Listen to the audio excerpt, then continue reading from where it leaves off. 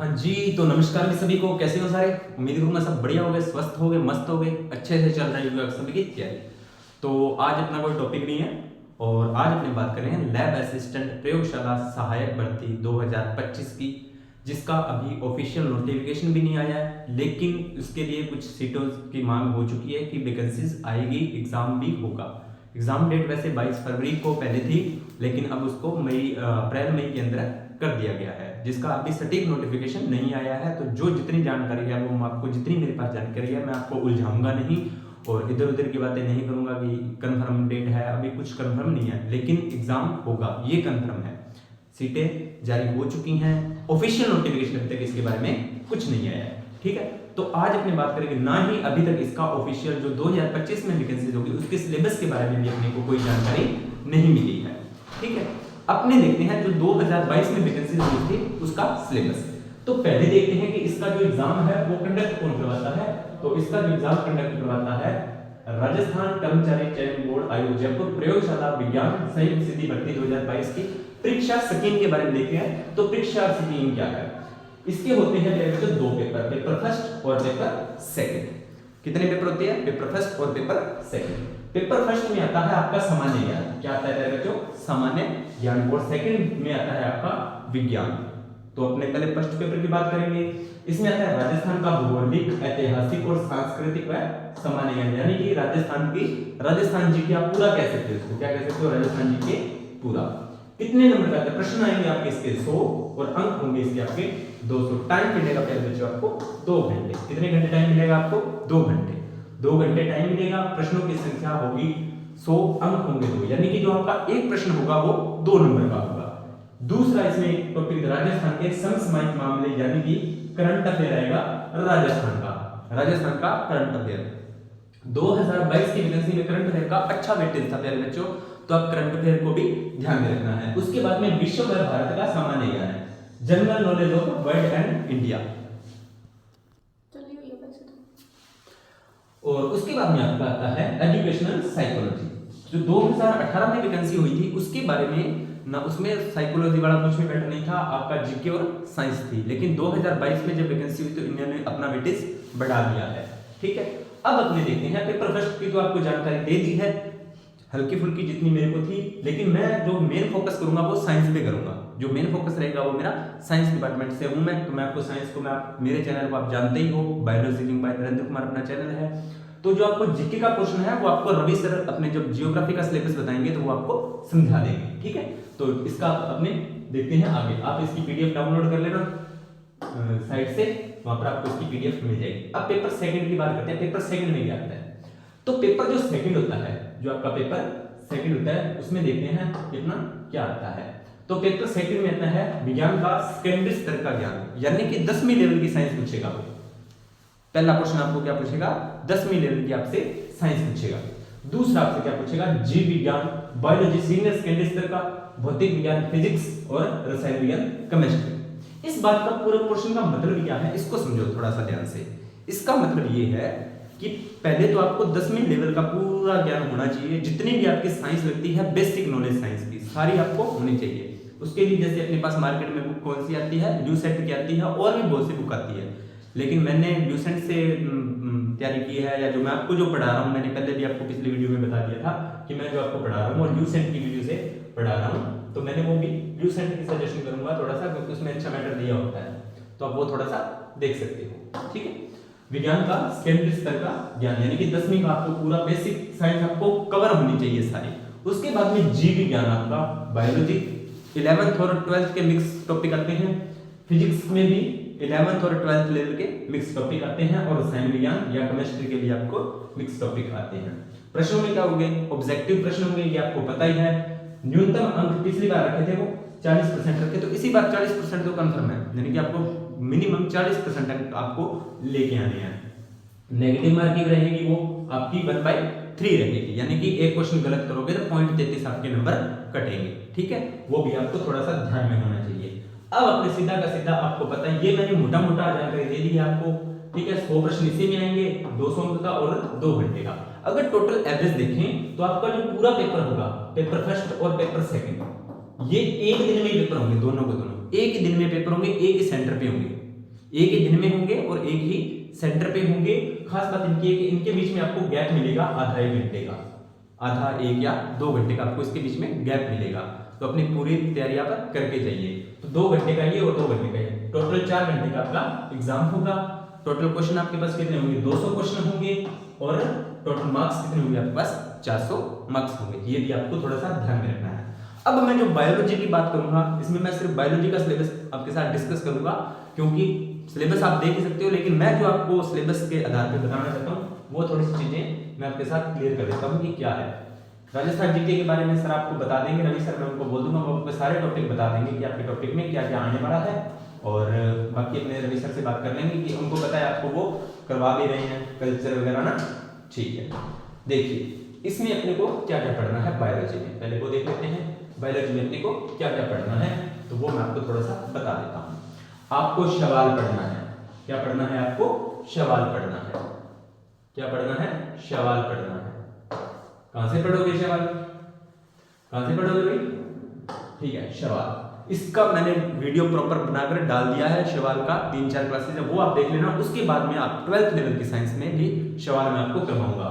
कवक पढ़ना है, शवाक पढ़ने हैं, ब्रायोफाइटस पढ़ने हैं आपको, टेरिडोफाइटस पढ़ने हैं, आवर्तबीजी पढ़ने हैं, अनावर्तबीजी पढ़ने हैं, और इसके सामान्य लक्षण, इसके नॉर्मल जानकारी आपको पढ़नी है, जो कि मैं आपको करवा चुका हूँ। आवर्तबीजियों की आकारिकी, जो कि अपना चैप्टर चल रहा है, मूल के बारे में बता दिया, स्तंभ के बारे में बता दिया, पर्ण की संरचना और रूपांतरण के बारे में मैं आपको करवा चुका हूँ, पुष्प व बीज के बारे में भी आपको बता चुका हूँ। पादप शरीर के बारे में अपना टॉपिक चल रहा है, उत्तक है, उत्तक तंत्र, द्वितीयक ग्रंथि, ये अपना टॉपिक अभी चल रहा है। ये जो मैं आपको साइंस करवा रहा हूँ अभी यूट्यूब पर, वो मैंने 10वीं लेवल की करवाई है, ठीक है। इसी टॉपिक को अपने जब 12th लेवल पे करेंगे तो गहराई से पढ़ेंगे, ये आपको थोड़ा सा ध्यान में रखना है, ठीक है। चलिए आगे बात कर लेते हैं, आगे सर क्या क्या आप करवाओगे, कोई दिक्कत नहीं है, करवा देते हैं, घबराना नहीं है अभी। क्या है, पादप आकारिकी, परासरण, जल अवशोषण, रसोगुण, वाष्पोत्सर्जन, प्रकाश संश्लेषण, श्वसन, पादप वृद्धि और गतियां, पादपों की गतियों के बारे में ये बात कर रहा है। इसके बाद में अगला टॉपिक है पर्यावरण अध्ययन। पर्यावरण अध्ययन में आपको क्या क्या पढ़ना है, पारिस्थितिकी तंत्र की संरचना व प्रकार, ऊर्जा प्रवाह की, जीवों में ऊर्जा प्रवाह कैसे होता है, भू रासायनिक, जैव भू रासायनिक चक्र पढ़ने हैं, पारिस्थितिक अनुकूलन पढ़ना है, पर्यावरण प्रदूषण पढ़ना है, समष्टि पारिस्थितिकी पढ़नी है और जैव विविधता पढ़नी है। ये सारे टॉपिक मैं आपको करवाऊंगा। उसके बाद में जैव प्रौद्योगिकी में आपको क्या पढ़ना है, उसकी सामान्य जानकारी पढ़नी है। जैव प्रौद्योगिकी को बायोडाइवर्सिटी बोलते हैं, आपको पता ही है। पुनर्यों के डीएनए के बारे में पढ़ना है, ट्रांसजेनिक पादप पढ़ने हैं, जंतु पढ़ने हैं और नैतिक मुद्दे उसके बारे में देखना है। कृषि व चिकित्सा क्षेत्र में जैव प्रौद्योगिकी के अनुप्रयोग, जो आपकी 12th क्लास की बायोलॉजी का ये पूरा टॉपिक है। अगर आपने पहले तैयारी की है या कर रहे हो तो 12th क्लास की बायोलॉजी की बुक में ये पूरा का पूरा टॉपिक आपको मिल जाएगा। पादपों का आर्थिक महत्व आपको पता ही है, ठीक है। अगला टॉपिक रहेगा आपका कोशिका। ये अपना बायोलॉजी की बाय नरेंद्र कुमार के YouTube चैनल पर 8 क्लासों में आ चुका है। कितनी क्लासों में, 8 क्लासों में, तो ये आप देख सकते हो, ठीक है। आगे देखते हैं आगे इसके बारे में और क्या है।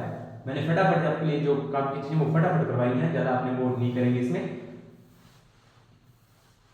चलिए देखते रहिए वीडियो के साथ साथ और लाइक शेयर भी कर देना, कौन सा आपका पैसे लगते हैं। चलिए पार्ट बी है इसका, उसमें क्या है, अनुवांशिकी पूरी पढ़नी है अभी, अनुवांशिकी, मेंडल के तीनों नियम, ठीक है। डीएनए में आरएनए पढ़ना है, उसकी संरचना पढ़नी है, वंशागति का आणविक आधार पढ़ना है, गुणसूत्र की संरचना पढ़नी है, मानव में लिंग निर्धारण पढ़ना है और अनुवांशिकीय विकार पढ़ने हैं। अब देखो ये अनुवांशिकीय विकार वाला आपका टॉपिक मैंने मानव रोग वाले चैप्टर में कंप्लीट करवा दिया था। उसमें मैंने बोला था कि आप लैब असिस्टेंट की तैयारी के लिए भी आपका टॉपिक इनफ रहेगा, ठीक है। और मेंडल के नियम भी मैंने करवा दिए हैं, ये भी मैंने अपना इतना टॉपिक जो 10th वाली क्लास में है मैंने करवा दिया है। गुणसूत्र मानव में लिंग निर्धारण भी मैंने करवा दिया है। तो अगर आपको बेसिक साइंस करनी है तो पहले सारी क्लासेस अगर आप देख लोगे ना तो 50% बायोलॉजी आपकी यही कंप्लीट हो चुकी है। जो बी पार्ट है 10वीं लेवल की साइंस तो आपने करनी है, 12th क्लास की बायोलॉजी का 50% काम आपका हो जाएगा। उसके बाद जो भी टॉपिक बचते हैं वो अपने करने। जंतु जगत का वर्गीकरण आपको करना है, अकशेरुकी संघ तथा अकशेरुकी वर्ग का वर्गीकरण आपको देखना है। मानव में पाचन करवा दिया है आपने यूट्यूब पर, श्वसन भी करवा दिया है, उत्सर्जन भी करवा दिया है। अब अपना रहता क्या क्या है वो थोड़ा देख लेते हैं। प्रोटीन के बारे में, शर्करा के बारे में, वसा और पाचक एंजाइम, यानी कि ये अपना पूरा का पूरा पोषण वाला टॉपिक रहेगा। एंजाइम्स, गैसों का विनिमय, ऑक्सी या अनॉक्सी श्वसन, क्रेब्स चक्र, ग्लाइकोलाइसिस, उत्सर्जित पदार्थ और वृक्क की संरचना के बारे में भी हम चर्चा कर चुके हैं। ठीक है, तो ये आपको ज्यादा परेशान होने वाली बात नहीं है क्योंकि हमने ये सारी चीजें कर चुके हैं। अब आगे देखिए, मानव में रक्त परिसंचरण, मानव में रक्त परिसंचरण तंत्र कर लिया। ठीक है, अंतःस्रावी ग्रंथि वाला रहता है, ये अपने करेंगे अभी। हृदय की संरचना के बारे में पूरा देख लिया। रक्त का संगठन पूरा का मैंने पूरा आपको 12th लेवल तक का आपको समझाया है। रक्त समूह करवा दिया है हमने यूट्यूब पर। रक्त का थक्का जमना भी बता दिया है कैसे जमता है। लसिका ग्रंथियां बता दी है आपको। एंटीजन में एंटीबॉडीज बता दिया है। और अंतःस्रावी ग्रंथियां और उनके हार्मोन, अपना ये अंतःस्रावी वाला टॉपिक रहता है। लगभग मैंने आपको बोला था ना कि अगर आप 10th लेवल वाले साइंस देखोगे तो उसको भी मैंने बहुत बार बोला है कि मैंने 10th लेवल को भी आपको 12th लेवल के ऊपर ले जाकर आपको चीजें सिखाई है। ठीक है, अगला है मानव तंत्रिका तंत्र, ये भी अपना करवाया हुआ है। मस्तिष्क के बारे में करवा दिया है। ठीक है, और आंख का नाड़ा रहता है थोड़ा सा। ठीक है, न्यूरॉन की संरचना करवा दी है आपको। तंत्रिका आवेग भी मैंने करवा दिया है। अगला टॉपिक है आपका पेशीय तंत्र, पेशियों के प्रकार और पेशीय संकुचन, ये अभी रहता है 10वीं लेवल वाली क्लास में भी रहता है और उसके साथ साथ इसको भी कवर हो जाएगा। मानव में जनन तंत्र, मानव रोग ये देखो पूरा का पूरा मैंने करवा दिया है। जनन स्वास्थ्य, मानव में जीवाणुओं से रोग होने वाले, विषाणुओं से होने वाले, प्रोटोजोआ से होने वाले तथा कवक, जितने भी रोग होते हैं मानव में सारे के सारे मैंने आपको करवा दिए हैं। ठीक है, और उसके बारे में आपका अगला है जैव विकास बिंदुओं का आर्थिक महत्व, ये आपकी सारी चीजें हो चुकी हैं। तो लगभग मैं अगर कहूं तो 10वीं लेवल की साइंस जैसे ही अपनी कंप्लीट होगी तो फिजिक्स का, केमिस्ट्री का और बायोलॉजी का लगभग 10वीं लेवल की साइंस क्योंकि सिलेबस में दी हुई है।